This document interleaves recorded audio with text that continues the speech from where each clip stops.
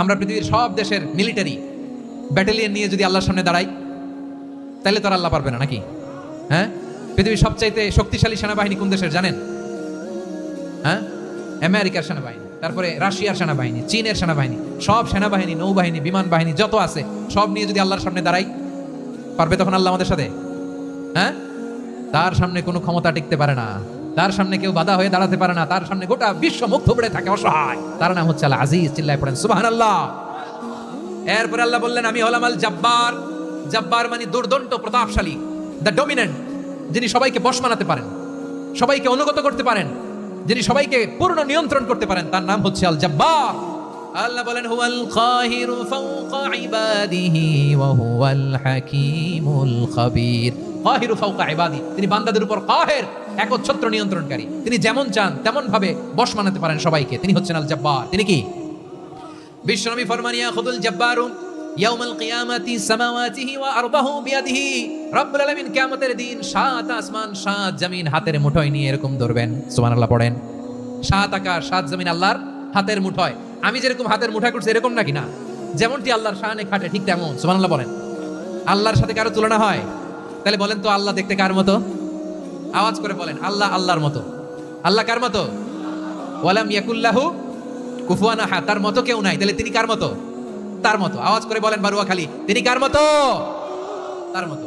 আল্লাহ তাআলা সাত আকাশ সাত জমিনকে হাতের মুঠোয় নেবেন, মুঠোয় নিয়ে বলবেন আনাল জব্বার। আরে আমি তো জব্বার, আইনাল জব্বারুন। দুনিয়ার স্বৈরাচারীগুলো আজকে কোথায়?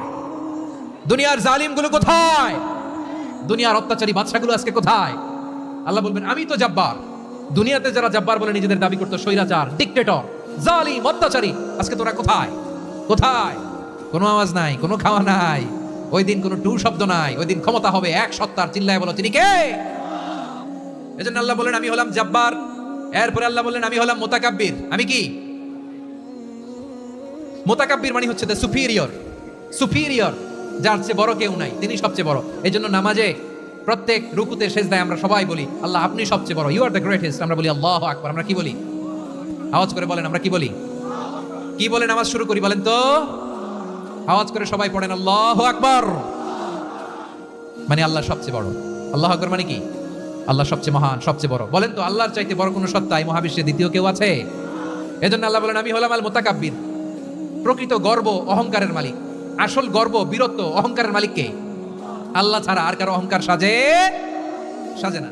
আমাদের অহংকার সাজে? অহংকার সাজে না। আল্লাহ বলে আল কিবরিয়া উরিদাই, অহংকার আমি আল্লাহর চাদর। বলে আযামাতু ইজারি, বরত্ব আমি আল্লাহর লুঙ্গি।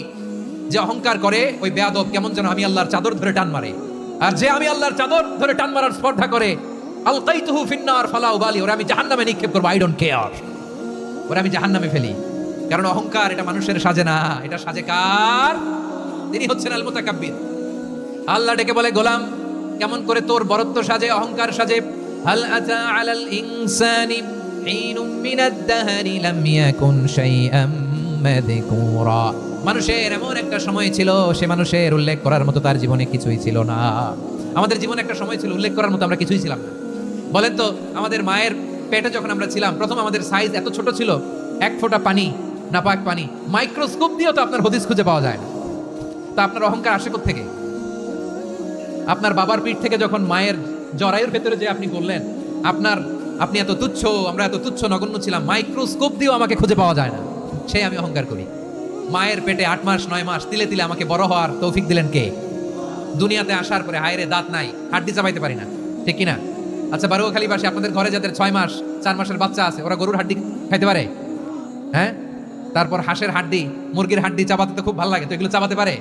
কি দুর্বল দেখছেন, ও কিছু খাইতেও পারে না। ওরে দুধ দিয়ে, তারপরে ওকে আপনার ডাল দিয়ে, সবজি দিয়ে একটা মিক্স খিচুড়ি বানাইতে হয়, এটারও আবার ব্লেন্ডার করতে হয়, এদিক দিয়ে দিলে বাচ্চার এদিক দিয়ে পড়ে, এ নাকি আবার অহংকার করবে। বড় হওয়ার পরে অসুস্থ হলে মানুষের চেহারা ফ্যাকাশে হয়ে যায়, আইসিইউতে যে আল্লাহ আমারে বাঁচাও, এতদিন কইতে আমি ক্ষমতার মালিক, এতদিন কি কইছে আমি ক্ষমতার মালিক, আইসিইউর বেডে কি বলে আল্লাহ আমারে বাঁচাও। দেখছেন ক্ষমতা? এই তো মানুষের ক্ষমতা, এই তো ক্ষমতা। আর বয়স যখন 70-80, লাঠি ছাড়া তার জীবন চলে না, পিঠটা আগে ছিল এরকম, এখন বাঁকা হয়ে গেছে। এ করে অহংকার, এ করে বরত্বের গর্ব আর বড়াই। আল্লাহ বলে মানুষের জন্য অহংকার সাজে না, বরত্ব মানুষের মানায় না, দাম্ভিকতা মানুষের মানায় না। অহংকার, গর্ব, বড়ত্ব এগুলো একজনের জন্য। আওয়াজ করে বলেন তিনি কে? আল মুতাকাব্বির, দ্য সুপিরিয়র, সবচেয়ে বড়। বড়ত্ব এবং